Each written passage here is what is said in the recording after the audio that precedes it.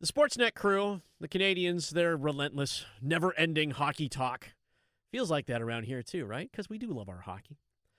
Our friends at Sportsnet, Kyle Buskauskas and Elliot Friedman, put out a podcast on Mondays. They might be taking a hiatus after this one because this one was long.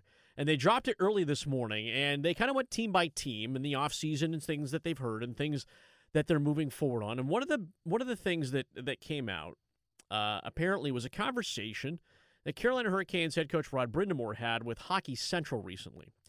And when it came to thoughts of stepping away, like hanging up the gum and the suit and just living his best life in a weight room somewhere, head coach Rod Brind'Amour brought up the idea of when he might step down as Canes head coach. And here's what Elliot Friedman relayed.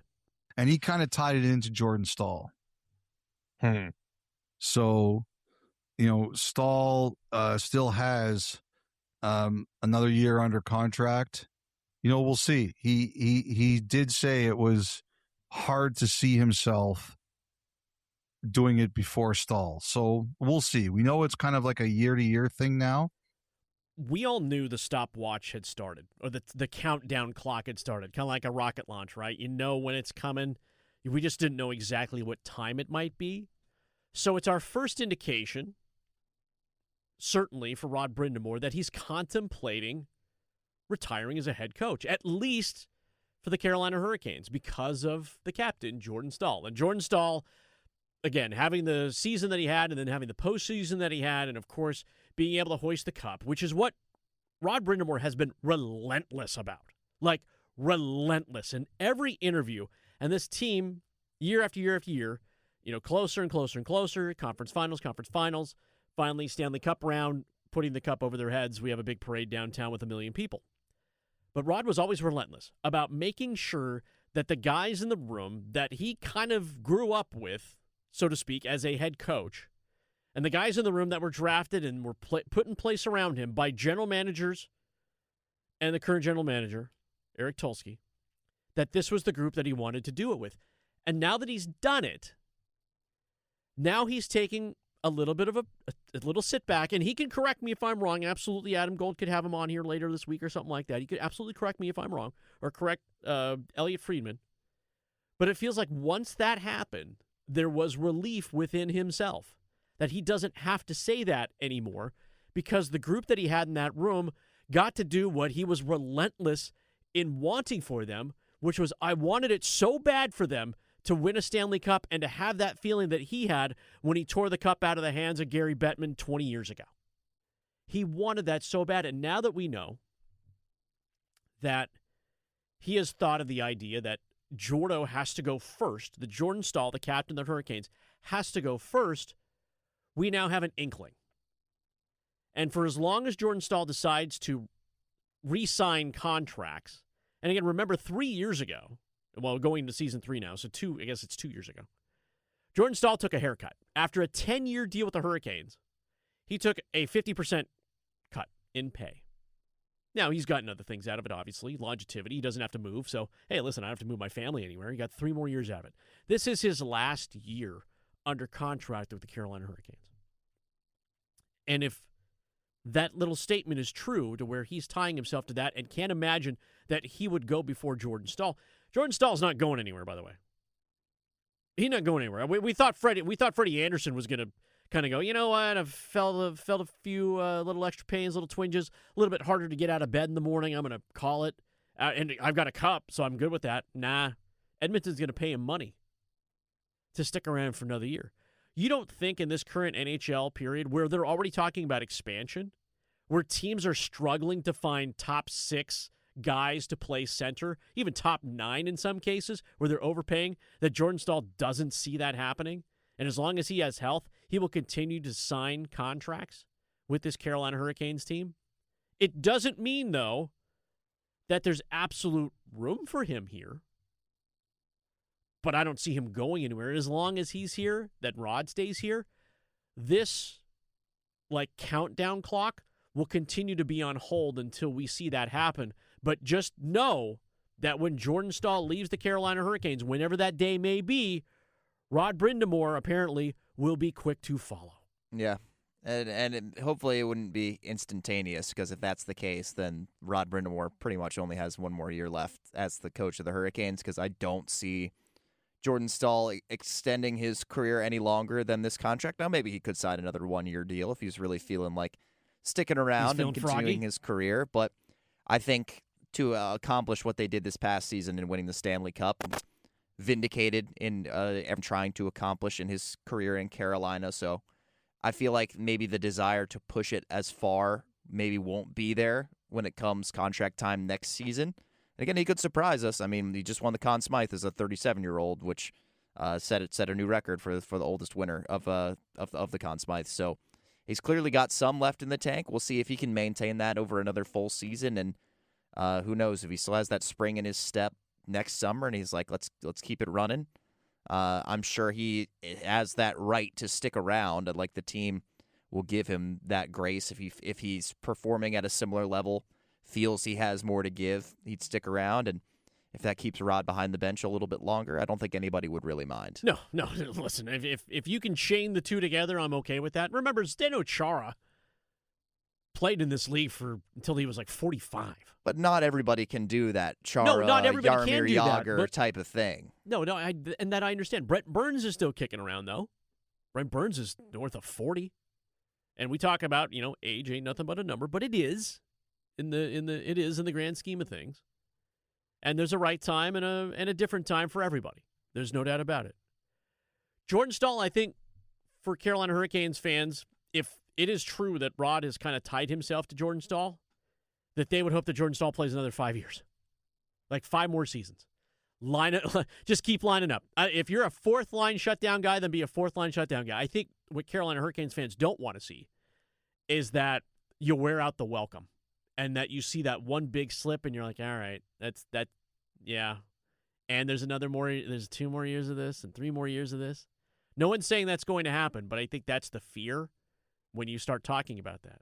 And so we talk about the reality, like the reality of what is happening, and that your head coach believes that he is in it as long as his captain is in it as well.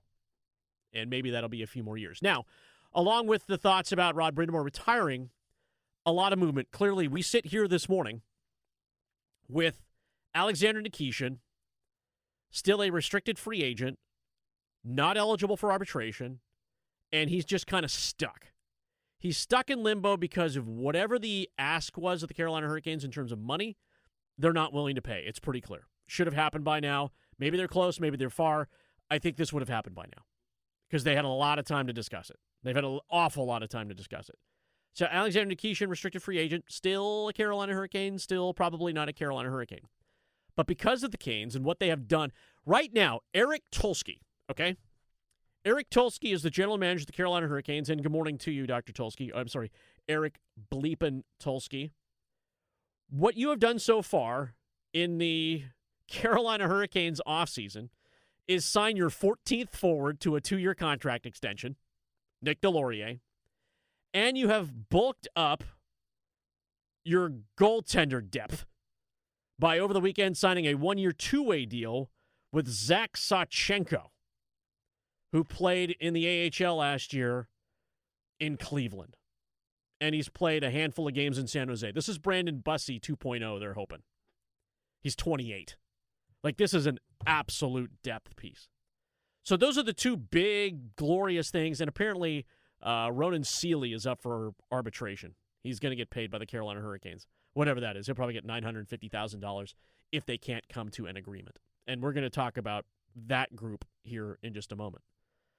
So Carolina Hurricanes haven't really done anything. But because they're a Stanley Cup winner and they don't have a lot of holes, it doesn't feel like they have to do anything. But there's an embarrassment of riches in the minor league system.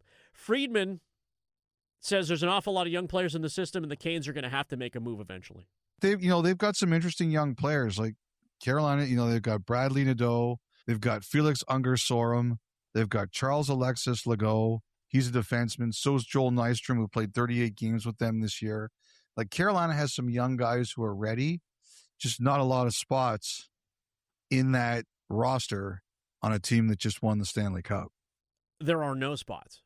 With everybody under contract, and you're bringing everybody back. Remember, I just said Eric Tolsky's biggest move in the offseason was to sign Nick Delorier to a 2-year contract extension. You're 14 deep at forward right now. Now, Seth Jarvis, of course, with the shoulder fix, he's going to sit for the first few months of the season, so he won't be there. So there's at least a little opportunity for someone to slide in and play a little bit. But Seth Jarvis is not sitting out the entire season because his shoulder got fixed. He will come back, and you're right back to where you started with this group of NHL-ready players who really have no place to play.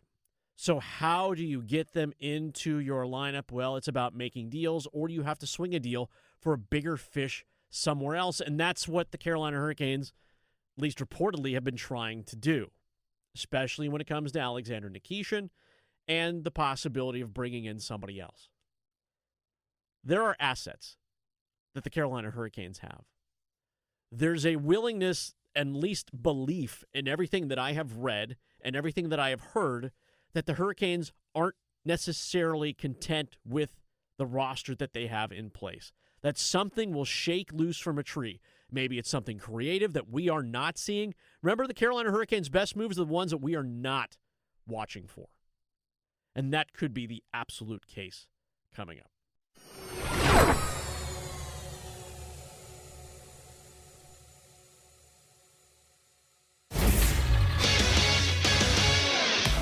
I'm Max Goren with 3 things you need to know right now from 99.9 The Fan.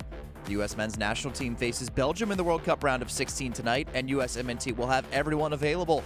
FIFA has suspended striker Folarin Balogun's 1-match red card ban for a 1-year probationary period, making him eligible to play tonight. Kickoff is at 8 o'clock in Seattle. We were treated to another day of epic World Cup action yesterday, with Erling Haaland scoring twice to lift Norway to an upset win over Brazil, followed by England handing Mexico its 3rd competitive loss ever at the Estadio Azteca. Portugal and Spain kick off today's action at 3 o'clock in Dallas. Duke basketball commit Joaquim Bumche put on a show in a gold medal game victory over Serbia at the U17 Basketball World Cup yesterday, recording 20 points, 15 rebounds, and 3 blocks en route to tournament MVP honors. Team USA is undefeated in the event since its creation in 2010. For all the latest news on your favorite teams, download the 99.9 The Fan app or visit 999thefan.com.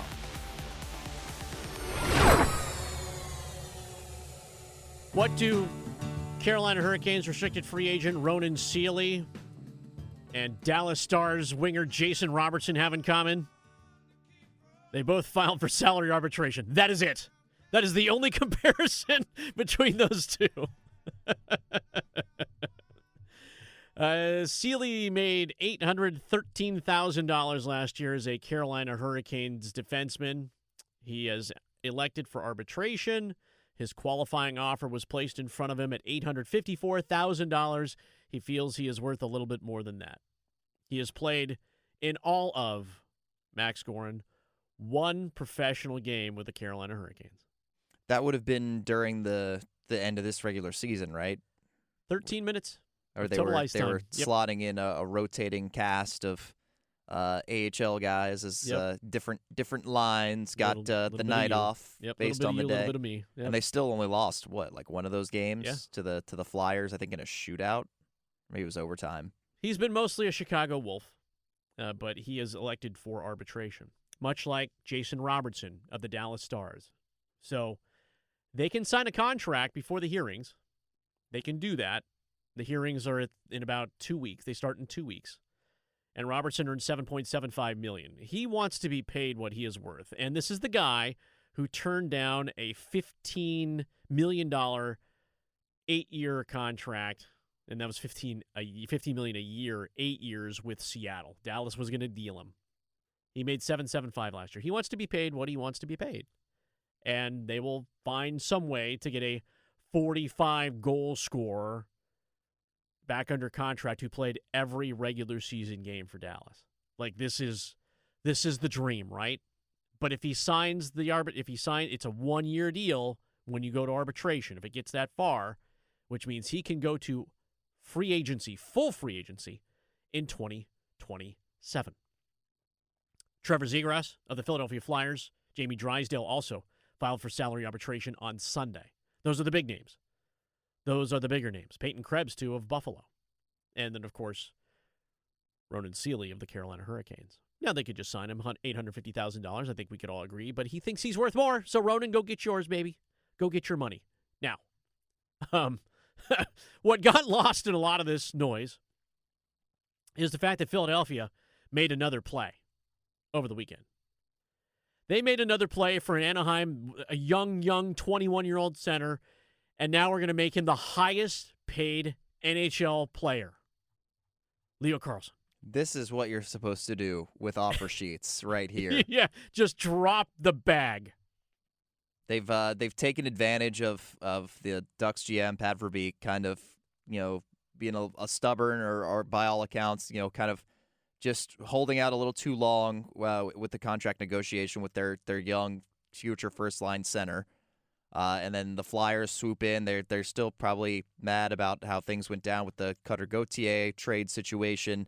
Where they ended up sending him over to Anaheim. And then they offer this 5-year, $18 million AAV offer sheet, $85 million of that in signing bonuses. So the signing bonuses between this year and next year, over the next 12 months, Leo Carlsson is about to make $39 million and is going to be the highest paid player in the NHL next season. Yeah, for one season. Yeah. So He's 21. If Anaheim decides they don't want to match, Philadelphia owes them 4 of their next 5 first-round picks. I think you could argue that he'd be worth that in terms of the draft compensation. Maybe not necessarily in terms of the salary that they're offering here, but it's a smart play. It's using cap space as a weapon and using the offer sheet as a weapon to put other teams in a tough situation. I think Anaheim will still end up matching this, but which is crazy. It's kind of changing the economics of the NHL, which we just talked about last week. This move alone has kind of shifted a lot of stuff in terms of what restricted free agents might get the rest of this cycle, what they might get going forward, how offer sheets might be utilized going forward.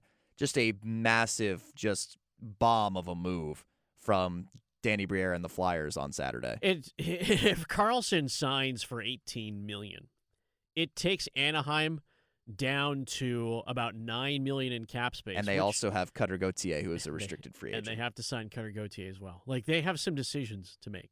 There's no doubt about it. And they've got everybody fully under contract. Not worried about that, but to pretty much guarantee that the only player making north of they have nobody on that team making north of $7 million in Anaheim right now. He'd be making 18. That is an absolute and they just re-signed the defenseman Minchikov yesterday. It's like 7.2 times 5 years. Yep, just swallowing it all up.